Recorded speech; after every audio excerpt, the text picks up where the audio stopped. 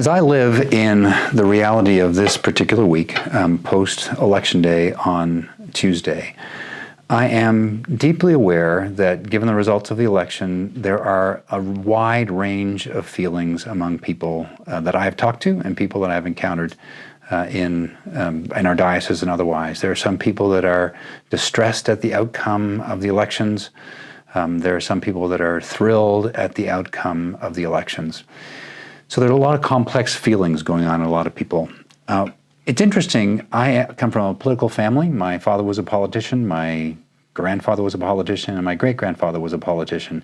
And so watching election results has been a habit of my life for as long as I can remember. I did not actually watch them very long this year, and I went to bed, and I got up the next morning.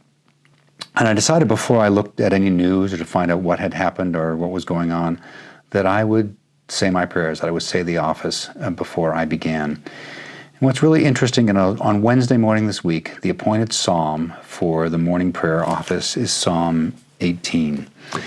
And it begins like this: I will love you, O Lord, my strength.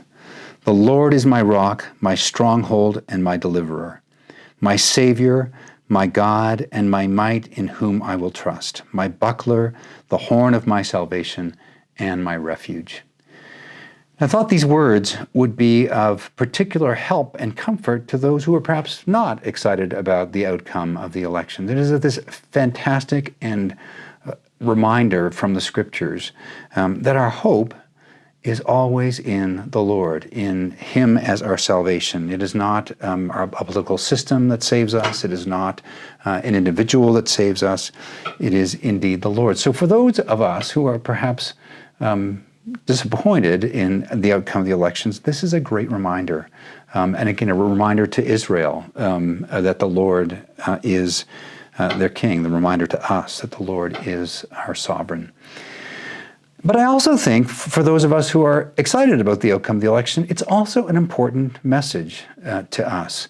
It's true, certainly in the days of the Old Testament, that Israel was often caught between Egypt and Assyria, between two powers. We're always turning to those powers back and forth, trying to curry favor and to look for salvation or hope or the solution or the end.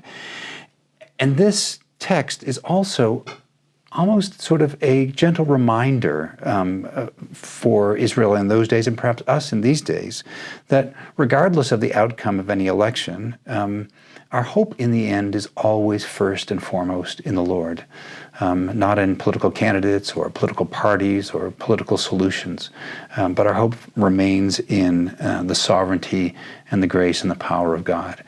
I was incredibly struck at how our lectionary served certainly me on Wednesday morning, and I hope serves all of us as a reminder in the middle of this turbulent and divided season that God still is our buckler, indeed the horn of our salvation and our refuge.